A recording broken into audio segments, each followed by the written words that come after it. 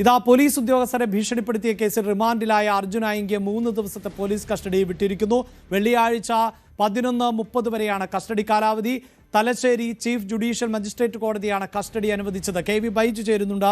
ബൈജു, 3 ദിവസത്തേക്ക് കസ്റ്റഡിയിൽ വിട്ടിരിക്കുന്നു. നമ്മൾ നേരത്തെ 5 ദിവസത്തെ കസ്റ്റഡി ആവശ്യം ഉന്നയിക്കുമെന്നതാണ് പ്രതീക്ഷിച്ചത്. എത്ര ദിവസമായിരുന്നു പോലീസ് ആവശ്യപ്പെട്ടത്? എന്താണ് മറ്റു വിവരങ്ങൾ?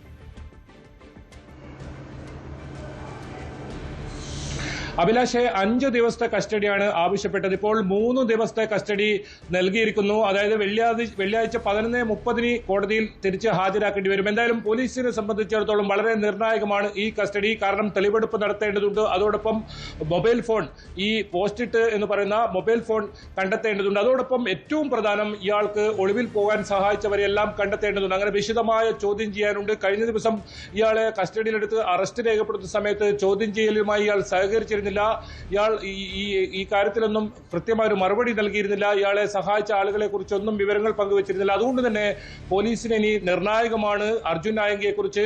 പ്രത്യേകിച്ച് കോതമംഗലത്തെ കേസായാലും മറ്റ് കേസുകളിലായാലും പല തെളിവുകളും കണ്ടെത്താനുണ്ട്. ഈ കണ്ണൂർ സൈബർ പോലീസ് രജിസ്റ്റർ ചെയ്ത കേസിലാണ് ഇപ്പോൾ കസ്റ്റഡി ലഭിച്ചിരിക്കുന്നത്. എന്തായാലും കോതമംഗലത്തെ കേസിൽ കൂടി ഈ നടപടി പൂർത്തിയായതിനു ശേഷം കസ്റ്റഡിയിൽ ആവശ്യപ്പെടുമെന്നാണ് പോലീസ് വ്യക്തമാക്കിയിരിക്കുന്നത്. ആ കേസിൽ ഇന്നലെ അറസ്റ്റ് രേഖപ്പെടുത്തിയിരുന്നു. ഏതായാലും ഇപ്പോൾ അർജുൻ ആയങ്കി ഇനി പോലീസ് കസ്റ്റഡിയിലാണ്.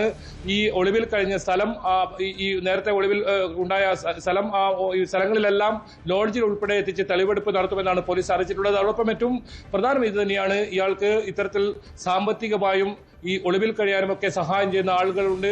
അതോടൊപ്പം ഈ പോസ്റ്റ് ഇട്ട മൊബൈൽ ഫോൺ അത് അർജുൻ ആയങ്കി തന്നെ ഇട്ടതെന്നാണ് പോലീസ് സംശയിക്കുന്നത്. പക്ഷേ അത് മറ്റൊരാളാണ്, താനല്ല പോസ്റ്റ് ഇട്ടെന്നാണ് മൊഴിയുള്ളത്.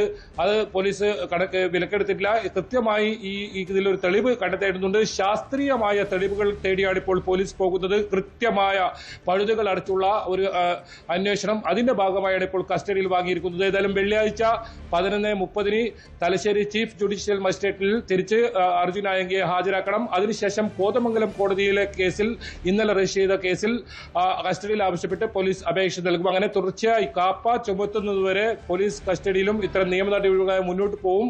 അതല്ലെങ്കിൽ ഒരു പക്ഷേ ഈ കേസുകളിലെല്ലാം അർജുൻ ആയങ്കയ്ക്ക് ജാമ്യം ലഭിക്കാൻ സാഹചര്യമുണ്ട്. അതുകൊണ്ട് തന്നെയാണ് പോലീസ് തന്ത്രപരമായി ഇത്തരം നീക്കങ്ങൾ നടത്തുന്നത്. അഭിലാഷ്, 5 ദിവസത്തെ കസ്റ്റഡി കാലാവധിയാണ് ആവശ്യപ്പെട്ടത്. 3 ദിവസത്തേക്കാണ് അർജുൻ ആയങ്കേരിയെ ഇപ്പോൾ കസ്റ്റഡിയിൽ വിട്ടിട്ടുള്ളത്. വാർത്തയുടെ വിശദാംശങ്ങളാണ് KV ബൈജു നൽകിയത്.